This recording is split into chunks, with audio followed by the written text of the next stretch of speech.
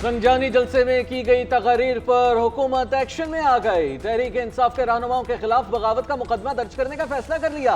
ज़ाब्ता फौजदारी की सेक्शन 196 के तहत हुकूमत का दरखास्त देने पर गौर। ज़रा के मुताबिक सेक्शन 196 के तहत दर्ज मुकदमात नाकाबिल जमानत होते हैं। इस सेक्शन के तहत गिरफ्तारी के लिए पुलिस को वारंट की भी जरूरत नहीं होती। वजारत कानून और वफाकी प्रोसिक्यूटर जनरल कानूनी राय दे दी। मामले की वफाकी कैबिनेट से बाज़ाब्ता मंजूरी लिए जाने का भी इम्कान। अदालत में भी एक ऐसा आईनी अदालत बना सकेंगे जिसमें चारों सूबों का बराबरी का नुमाइंदगी हो, जैसे शहीद मोहतरमा बेनज़ीर भुट्टो ने बात है। आइन में वो आर्टिकल्स इंसर्ट कर रहे हैं जिससे हम अपना वफाकी आईनी अदालत बनाना चाहेंगे। 184 के मुताबिक अदालत के पास पावर्स है, और जो बाकी केसेस हमारा सुप्रीम कोर्ट, हमारा क्रिमिनल केसेस, हमारा सिविल केसेस, हमारा बाकी केसेस कि वो हमें बैठ के इंसाफ दिलवाएंगे। जजेस की तकर्री के निज़ाम को बदलना होगा। आईनी अदालत पर अभी इत्तफाक नहीं हुआ। हमारे पास 2/3 अक्सरियत है, ना हम विफाकी हुकूमत में हैं। जुडिशल रिफॉर्म्स बहुत बड़ा काम है। ऐसी आईनी अदालत बनाना चाहते हैं जिसमें तमाम सूबों की नुमाइंदगी होगी। पाकिस्तान का अदालती निज़ाम दहशतगर्दों के मुतासरीन को इंसाफ नहीं दिला सकता। हमें गद्दार कहा जाता है, तौहीन अदालत लग जाती है। पीपल्स पार्टी के चेयरमैन बिलावल भुट्टो जरदारी का कोयटा में लॉयर्स फोरम से खिताब। बोले, इस्लामाबाद में बड़े बड़े हाथी लड़ते हैं, लड़ाइयों का बलूचिस्तान के हालात से कोई ताल्लुक नहीं होता। हम नहीं कहते कि एक दिन में तमाम मसाइल हल कर देंगे। वक्त आ गया है कि गलतियों को दुरुस्त किया जाए। सैलाब मुतासरीन को तकरीब में बोले कि वफाक और सूबाई हुकूमत सैलाब मुतासरीन के मसले को संजीदा लें। विफाक से बात करके सैलाब मुतासरीन का मसला हल करेंगे। विफाकी हुकूमत मदद करे तो मुतासरीन की ज्यादा बेहतर मदद कर सकते हैं।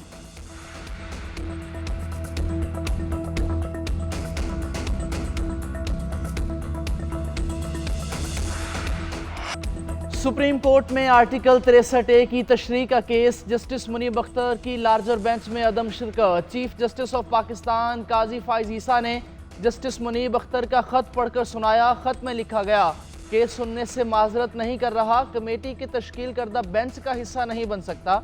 मेरे खत को नजर सानी केस रिकॉर्ड का हिस्सा बनाया जाए। चीफ जस्टिस का जस्टिस मुनीब का खत रिकॉर्ड का हिस्सा बनाने से इनकार। रिमार्क्स दिए, सुप्रीम कोर्ट काम करना बंद नहीं कर सकती, हमें यहाँ सिर्फ मुकदमात के फैसले करने की तनख्वाह मिलती है। ऐसे खत को रिकॉर्ड का हिस्सा बनाने की रिवायत नहीं है। जस्टिस मुनीब की राय का एहतराम है, मगर मुनासिब होता वो बेंच में आकर अपनी राय देते। कानून का तकाजा है, नजर सानी अपील पर समात वही बेंच करेगा। जस्टिस मुनीब को राजी करने की कोशिश करेंगे, वरना बेंच की तश्कील 9 होगी। जस्टिस मुनीब बेंच का हिस्सा बनते हैं या नहीं, दोनों सूरतों में कल समात होगी। बैरिस्टर अली जफर ने बेंच की तश्कील पर एतराज़ किया। फुल कोर्ट बनाने की इस्तदा। चीफ जस्टिस ने इस्तफसार किया कि क्या नजर सानी दरखास्त फुल कोर्ट में सुनने से मुताल्लिक कोई कानून है। अली जफर ने जवाब दिया, ऐसा कोई कानून नहीं। चीफ 3 मेंबर बेंच ने कॉन्स्टिट्यूट करना है, एक जज साहब नहीं बैठ रहे, तो क्या 2 मेंबर्स बैठ के फैसले कर सकते हैं या नहीं? ये एक बड़ा आईनी बुरहान है, आईनी सवाल है, और उसके लिए पूरे सुप्रीम कोर्ट को बैठ के फैसला करना है। जजिस कमेटी के अरकान पूरे ना हो तो फुल कोर्ट को बेंच तश्कील करना चाहिए। ऑर्डिनेंस के अल्फाज भी यही हैं कि कमेटी में 3 अरकान बैठेंगे। कमेटी में 2 मेंबर्स रह जाएं तो हमारी नज़र में वो कमेटी फैसला नहीं कर सकती। बैरिस्टर अली जफर की अदालत के बाहर मीडिया टॉक। बानी PTI की जानिब से बेंच की तश्कील के खिलाफ दरखास्त जमा करा दी। मौक़िफ़ इख्तियार किया कि बेंच प्रैक्टिस एंड प्रोसीजर कानून के तहत नहीं बनाया गया। ऑर्डिनेंस के मुताबिक कमेटी चीफ जस्टिस, सीनियर तरीन जज और एक चीफ जस्टिस के नामजद करदा जज पर मुश्तमिल होगी। जस्टिस मंसूर अली शाह ने कमेटी इजलास में शिरकत नहीं की। 2 जजेस के फैसले को कमेटी का फैसला नहीं कहा जा सकता। चीफ जस्टिस और जस्टिस अमीनुद्दीन के फैसले को चैलेंज किया गया है, इसलिए दोनों खुद को बेंच से अलग कर लें।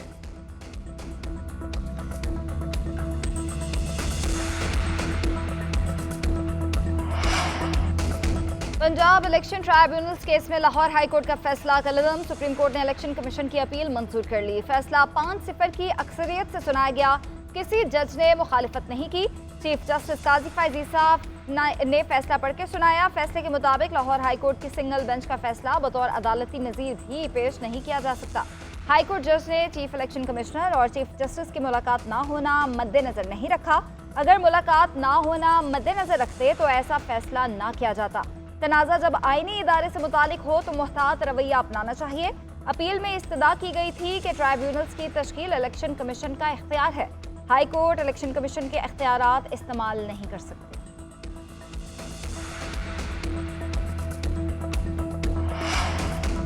इलेक्शन ट्राइब्यूनल से मुतालिक फैसले में जस्टिस जमाल मंदोखेल का इजाफी नोट, जस्टिस अकील अब्बासी ने भी नोट से इत्तेफाक किया। जस्टिस मंदोखेल ने इजाफी नोट में तहरीर किया कि एक्ट का सेक्शन 140 इलेक्शन कमीशन को जजेस पैनल तलब करने का इख्तियार नहीं देता। मुकन्नना ने इलेक्शन कमीशन को जजेस पैनल मांगने और उनमें से इंतखाब का इख्तियार नहीं दिया। इलेक्शन कमीशन को हर जज पर एतमाद करना चाहिए। एक ट्राइब्यूनल के लिए एक ही जज के नाम का मुतालबा किया जा सकता है।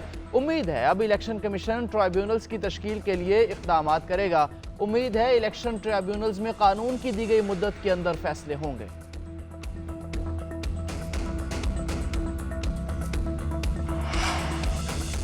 तोशाखाना 2 केस में बानी पीटीआई और अहलिया बुशरा बीबी की जमानत खारिज। प्रोसिक्यूशन ने मौक़िफ़ इख्तियार किया कि FIA के पास बल्गारी सेट से मुतल्लिक़ तमाम रसीदें आ गई हैं।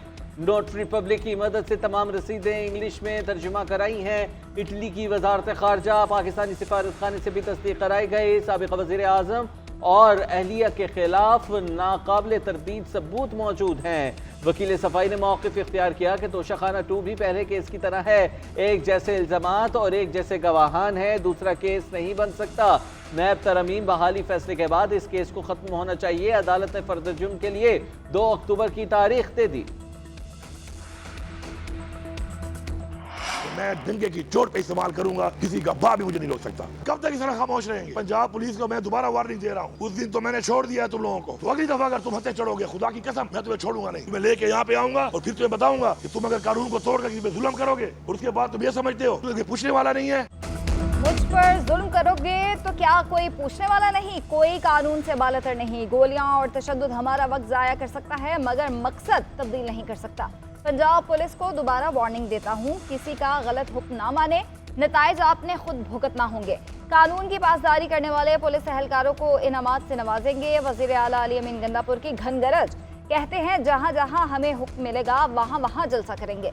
डंके की चोट पर अपने वसाइल इस्तेमाल करूंगा। मेरी मशीनरी रास्ता इसलिए क्लियर करेगी क्योंकि मैं इस सूबे का वज़ीर आला हूँ। पंजाब हुकूमत का शोर बताता है कि उन्हें हमारे आने से तकलीफ हुई है। उन्हें बहुत टफ टाइम देने वाला हूँ। फॉर्म 47 वालों से जान ना छूटी तो इन्हें छोड़ूंगा नहीं।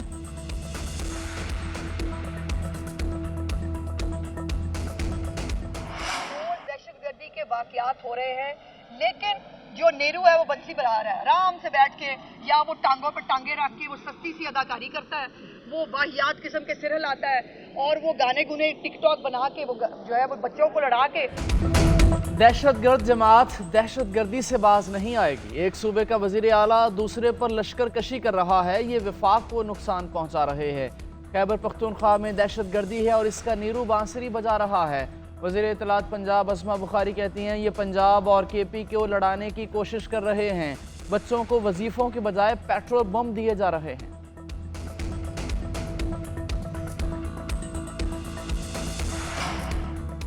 आज सिर्फ इक्तदार की जंग है। मौजूदा हुकूमत चोरी शुदा इलेक्शन के तहत आई है। इलेक्शन में क्या हुआ सबको पता है। क्या चंद अफराद को आइन में तरमीम और हुकूमत करने का हक है? पार्लियामेंट, असम्बली और काबीना इतवार के रोज भी आईनी तरमीम के लिए बैठी रही। जब सियासत के ये हालात होंगे तो नौजवान को रोजगार कैसे मिलेगा?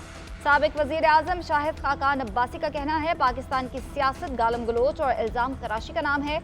अवाम की कोई बात नहीं करता। हुकूमत MNA चोरी करके आईनी तरमीम कर सकती है। माजी में भी ऐसा ही हुआ। अब भी वक्त है कि मुल्क को जोड़ें, दुरुस्त रास्ते पर डालें। मईशत की बेहतरी के लिए सियासी इंतशार खत्म करना होगा।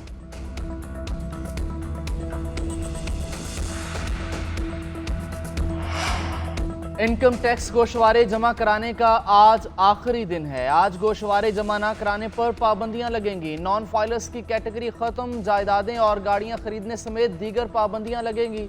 हुकूमती इक़दामात के बायस फाइलर्स की तादाद गुज़श्ता साल के मुकाबले में 2 गुना हो गई। फाइलर्स 16 लाख से 32 लाख तक पहुँच गए। नंबर्स बढ़ने से FBR के सिस्टम पर बोझ बढ़ गया। गोशवारे जमा कराने वालों को मुश्किलात। FBR का कहना है वेबसाइट के टेक्निकल मसाइल के इजाले के लिए मुनासिब वक्त देंगे। कराची चेंबर ऑफ कॉमर्स का तारीख में 1 माह तोसी का मुतालबा। हतमी फैसला वज़ीर आज़म की मंजूरी के बाद किया जाएगा।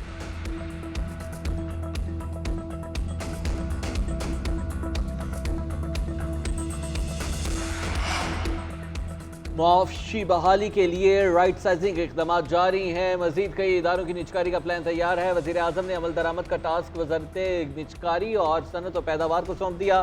Stone development company automobile corporation की निजकारी होगी। Pakistan institute of management, agro food processing, leather craft और दीगर भी फहरिस्त में शामिल। ज़रा के मुताबिक पहली तरजीह निजकारी, दूसरी ऑप्शन में इदारों को ख़त्म करना भी प्लान का हिस्सा है।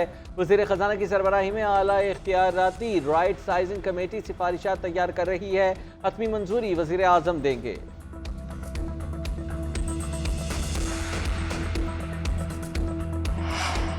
पेशावर से लापता 4 भाइयों की अदम बाजियाबी का केस वजीर आला Ali Amin Gandapur, advocate general, additional chief secretary अदालत में पेश। चीफ जस्टिस ने रिमार्क्स दिए कि जमानत के बावजूद गिरफ्तारियां हो रही हैं, अदालती अहकामात हैं, जमानत के बाद गिरफ्तारी नहीं होगी।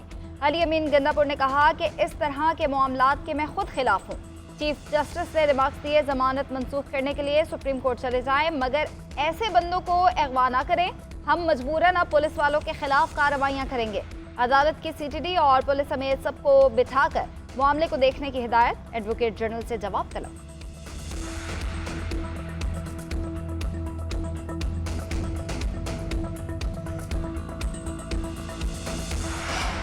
साबिक deputy superintendent Adiala jail Mohammad Akram की बाजियाबी का केस। सेक्रेटरी दिफा और सेक्रेटरी दाखिला का मोहम्मद अकरम की तहवील से इनकार। जवाब लाहौर हाई कोर्ट पिंडी बेंच में जमा करा दिया। अदालत ने रिमार्क्स दिए मोहम्मद अकरम ने बाजियाबी पर यह बयान दिया वो इनकी तहवील में था तो कार्रवाई होगी। वकील ने मौक़िफ़ इख्तियार किया कि मोहम्मद अकरम की फैमिली को सरकारी घर से निकाल दिया गया था। अदालत ने मामले पर जेल इंतज़ामिया से जवाब तलब कर लिया। रिमार्क्स दिए हिदायत पर अमल दरामद न हुआ तो IG जेल खाना जात को तलब करेंगे। केस की समाअत 2 अक्टूबर के लिए मुलतवी कर दी गई।